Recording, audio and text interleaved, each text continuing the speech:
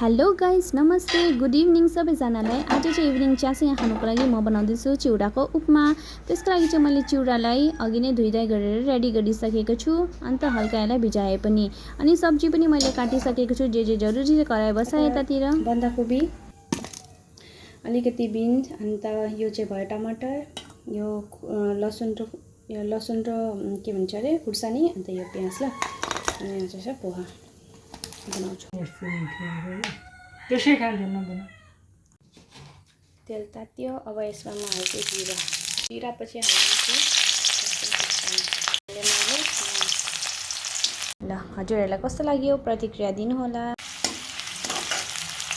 हल्का चलाइदिन्छु।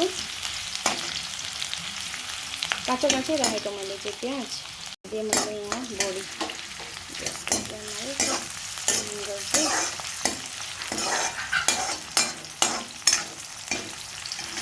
हाल्दैछु। हल्दी हालेर एकछिन चलाएँ।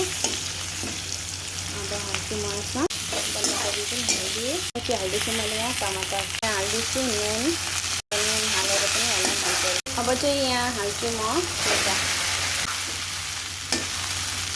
अब यो अलमोस्ट भइसक्यो। अब यसमा मैले बटरमा हालिदिएँ ल। लु गाइस, यो चाहिँ हो मेरो पोहाको फाइनल लुक। अन्त यसलाई निम्बु निचोरेर खानु भने अझै राम्रो हुन्छ, त्यही भएर मैले निम्बु पनि हालेको छु। ल हजुरहरूलाई कस्तो लाग्यो प्रतिक्रिया दिनुहोला।